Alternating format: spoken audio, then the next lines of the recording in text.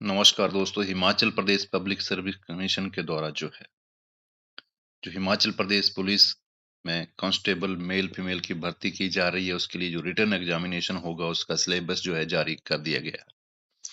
दोस्तों, मैं यहाँ बताना चाहूँगा कि जो पेपर जो होगा 2 घंटे का होगा और उसमें टोटल जो है 90 क्वेश्चंस पूछे जाएँगे। सारे क्वेश्चन जो हैं ऑब्जेक्टिव टाइप रहेंगे। तो अभी हम सिलेबस के बारे में बात करेंगे कि इसमें कौन-कौन से टॉपिक जो हैं कवर किए जाएँगे। आपको ये जानने के बाद आपको ईज़ी हो जाएगा कि आप कौन से टॉपिक पे कितना तैयारी करना चाहते हैं और किसमें आपकी अच्छी पकड़ है। एक मैं एडवाइस आपको ज़रूर देना चाहूँगा कि जिस टॉपिक पे आपकी अच्छी पकड़ है, उसमें और तेज़ हो जाइए। क्योंकि वो टॉपिक जो है, वो जो उसका पार्ट जो है, आपको नेचुरली जो है मेरिट में आने के लिए काफ़ी मदद करेगा। और जिसमें आप अच्छे नहीं हो, उस पे भी आपको फ़ोकस करना है, क्योंकि आपको ये पता चल रहा है कि किसमें आप अच्छे हैं, किसमें आप जो है आप इतना आगे किस कौन से टॉपिक पे आपकी इतनी अच्छी पकड़ नहीं है, तो अकॉर्डिंगली आप उसमें तैयारी कर सकते हैं। और मैं ये बताना चाहूँगा कि मैं भी एक आपकी पूरी मदद करूँगा इसमें, टॉपिक वाइज़ जो है मैं आगे आने वाले समय में वीडियोज़ बनाऊँगा, सो दैट कि मैं आप लोगों की मदद कर पाऊँ। सबसे पहले जो रहेगा वो इंग्लिश जो रहेगा, इंग्लिश के आपको 20 क्वेश्चन्स पूछे जाएँगे, जो कि मैट्रिक स्टैंडर्ड के होंगे, जिसमें कि आप जैसे सभी जानते हैं कि इसमें जो है क्या आ सकता है, जैसे टेंसेस जो रहते हैं। टेंसेस दोस्तों, अगर आप ये जान लेते हैं, तो ये इसमें आपको किसी भी एग्ज़ाम में आपके लिए बहुत ही ज़्यादा यूज़फुल रहते हैं। जैसे आप सभी जानते हैं कि सारा जो लैंग्वेज जो है वो टेंसेस पे ही डिपेंड करता है। इसमें जैसे समय के बारे में बताया जाता है कि कब ये काम हो रहा है, कितना ये काम हो रहा है और ये क्या ये पूरा हो चुका है, सारे टाइम ऑफ एक्शन जो है, उसको हम जो है टेंसेस कहते हैं। दोस्तों, डिटेल में अब मैं आपसे आने वाले समय में जो वीडियोज़ बनाऊँगा, उसमें आपसे मैं डिटेल में ये डिस्कशन करूँगा। और मेरे आने वाले वीडियोज़ जो हैं, वो टॉपिक वाइज़ रहेंगे, इसलिए मैं आपको कहना चाहूँगा कि आप चैनल के साथ जुड़ें और अपनी जो आपका रिटन एग्ज़ामिनेशन होगा, उसमें जो है पूरी तैयारी करें। और अभी हम बात करेंगे, उसके बाद टेंसेस के बाद आएगा डायरेक्ट इनडायरेक्ट स्पीच, उसके बाद change of voice, correction of sentences. Sentences जो हैं उसमें गलत दिए होंगे कुछ, उसमें कौन-सा उसमें सही है, ये चीज़ें इसमें आएँगी। Article and determines part of speech में आप सभी जानते हैं, जैसे noun, pronouns, adjective, verb, adverb, conjunction, interjection, preposition etcetera. और अब हम बात करेंगे हिंदी की, तो जैसे कि इंग्लिश के 20 क्वेश्चंस आएँगे, उसी तरह से हिंदी के भी जो है 20 क्वेश्चन आएँगे। जब हम हिंदी और इंग्लिश की बात करते हैं, तो इसमें मेनली जो है ग्रामर पे फोकस किया जाता है। ये मैं आपको यहाँ बताना चाहूँगा। और हिंदी में जैसे स्वर व्यंजन, पर्यायवाची शब्द जैसे कि समानार्थक शब्द भी इनको बोला जाता है। एक ही शब्द के एक ही अर्थ वाले जो हैं, अलग-अलग जो शब्द रहते हैं, उनको हम पर्यायवाची शब्द बोलते हैं। विलोमार्थी शब्द, जो उल्टे शब्द रहते हैं, अपोजिट वर्ड्स जिसको हम बोलते हैं, जैसे दिन, रात एटसेट्रा। एकार्थी शब्द, अनेकार्थी शब्द, संज्ञा, सर्वनाम, विशेषण, क्रिया, अव्यय, मुहावरे, लोकोक्तियाँ। तो ये जो सिलेबस रहेगा हिंदी के लिए रहेगा, तो आपको ये इन्हीं चीज़ों पे फ़ोकस करना है, क्योंकि क्वेश्चन जो हैं इन्हीं में से आएँगे। उसके बाद हम मैथमेटिक्स की बात करते हैं, तो मैथमेटिक्स भी जो है मैट्रिक स्टैंडर्ड का ही इसमें आएगा, जिसमें rational number, fraction, decimals, mensuration, surface area, volume, profit loss, लाभ हानि के इसमें क्वेश्चंस रहेंगे। टाइम एंड डिस्टेंस, समय और दूरी से संबंधित, जैसे कि अगर एक गाड़ी की जो स्पीड है वो 60 किलोमीटर प्रति आवर्स है, तो वही गाड़ी जो है 3 घंटे में कितनी दूरी तय करेगी। इस तरह के क्वेश्चन इसमें पूछे जाएँगे। ये तो सिंपल क्वेश्चन मैं आपसे बात कर रहा हूँ, लेकिन इसमें डिफ़िकल्टी लेवल और बढ़ेगा। तो दोस्तों, इस पे भी हम जो है, अगर आप सपोर्ट करोगे तो मैं आपकी मदद ज़रूर करूँगा। इस पे भी मैं वीडियो बनाऊँगा कि कैसे आपको उनको क्वेश्चंस को सॉल्व करना है। सिंपली तो सभी कर लेते हैं, लेकिन मैथमेटिक्स में कुछ ट्रिक्स काम करते हैं, जो मैं आपसे शेयर करूँगा, उसको जिसको हम शॉर्टकट्स भी बोलते हैं। लेकिन शॉर्टकट्स पे हम तभी पहुँचेंगे, जैसे हम पहले उसका जो कांसेप्ट जो है उसको क्लियर कर पाएँगे, समझ पाएँगे। उसके बाद ट्रायंगल्स, जो त्रिभुज जिसमें हम बात करते हैं, स्टैटिस्टिक्स है, सांख्यिकी, जैसे हमने 10th में पढ़ा होता है, जैसे मध्य का है, इस तरह से बहुलक है, ये सारी चीज़ें उसमें आती हैं सांख्यिकी में। प्रोबेबिलिटी है, ये तो इस तरह से क्वेश्चन जो हैं आपके इस इन टॉपिक्स में से आएँगे और क्वेश्चन रहेंगे 20। अब हम आगे करते हैं बात रीजनिंग की। रीजनिंग में आपसे क्या पूछा जाता है? इसमें आपकी जो क्विक डिसीजन के लिए और आपके ऑब्जर्वेशंस को इसमें चेक किया जाता है मेनली। तो इसके 10 क्वेश्चंस आएंगे, जैसे विजुअल मेमोरी। विजुअल मेमोरी की आपने कोई चीज देखी तो आप उसको कितना याद कर पा रहे हो, वो चीजें इसमें आएंगी। क्लॉक्स एंड कैलेंडर्स के बारे में क्वेश्चंस होंगे। नंबर सीरीज के बारे में कि अगर एक, उसके बाद 3, उसके बाद 5 डैश, फिर 9, तो उसके बाद अब बीच में इसमें क्या आएगा, इस तरह के क्वेश्चन आएंगे, जैसे 1, 3, 5, 7, 9, इस तरह से सीरीज जो है उसके बारे में बात होती है। तो ये आपको डिफरेंस देखना होता है कि दोनों के बीच में कितना है, और भी इसके काफी बेसिस रहते हैं, ये तो मैं सिंपली आपको बता रहा हूँ। उसके बाद जो है हमारे पास जो है नंबर रैंकिंग्स जो है उसके बारे में बात होगी। अर्थमेटिकल रीजनिंग के बारे में बात होगी। अल्फाबेट सीरीज के बारे में बात होगी।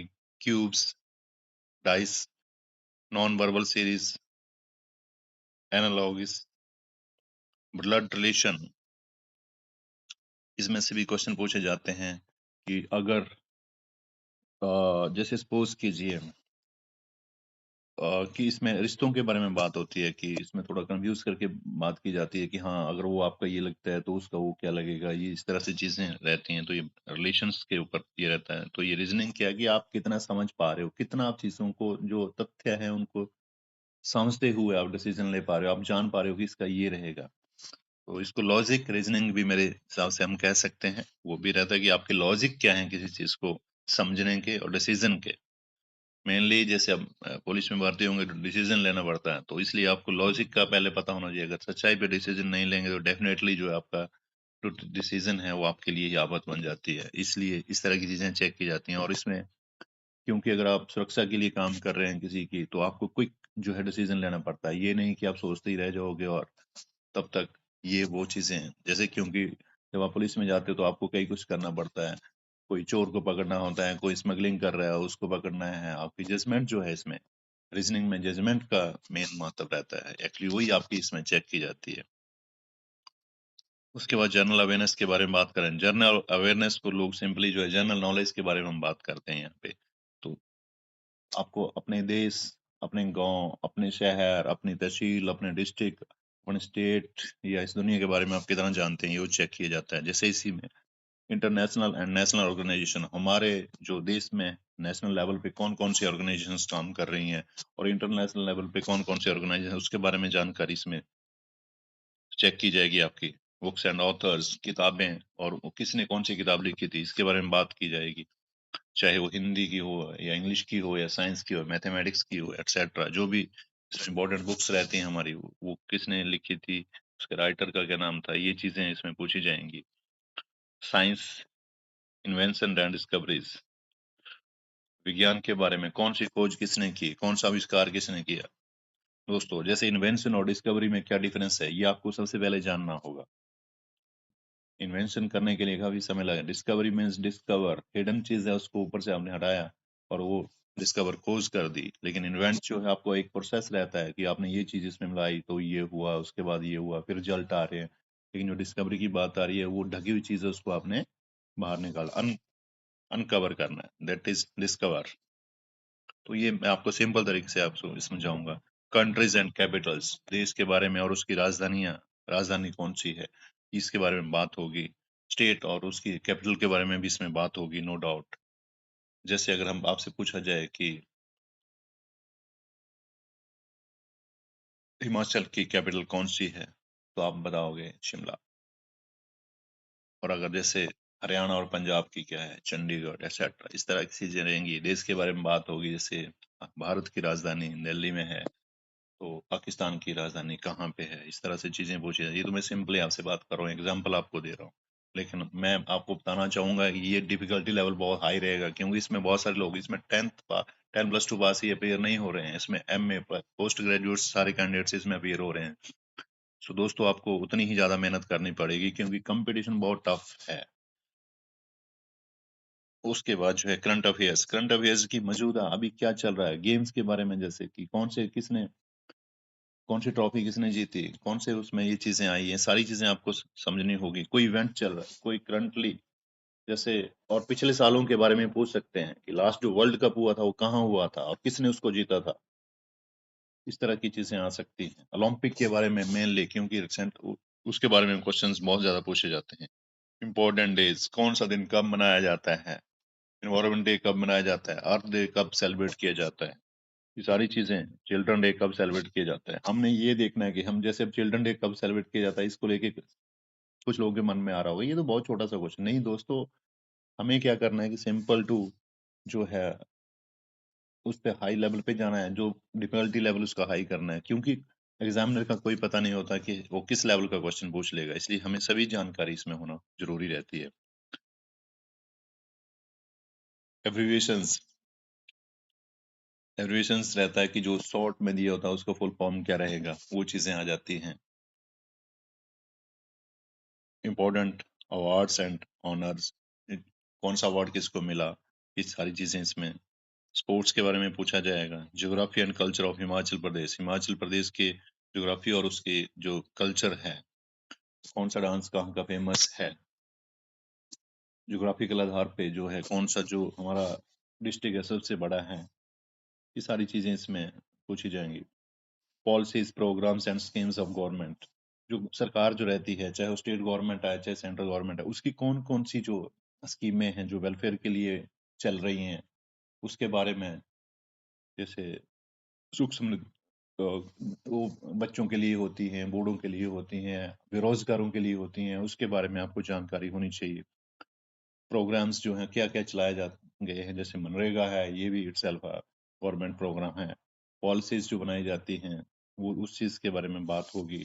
जैसे रिसेंटली एक मतलब हिमाचल प्रदेश में ये पॉलिसी के बारे में चर्चा हुई है कि जो लड़की की जो शादी होगी उसकी जो उम्र रहेगी वो 21 साल रहेगी, 21 साल से कम उम्र की लड़की जो है शादी नहीं की जा सकती है। इस तरह की चीजें जो है नेक्स्ट लेटेस्ट जो आपके पास जो चीजें हैं उन पे आप में ज्यादा फोकस करना है।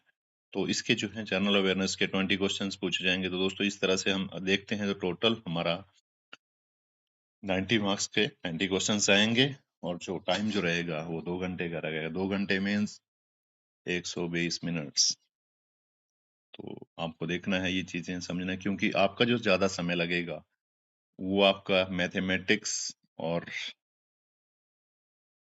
रीजनिंग में लगता है। बाकी जो अगर आपको आता है तो आप क्विकली उसको वहां पे मार्क कर देते हैं।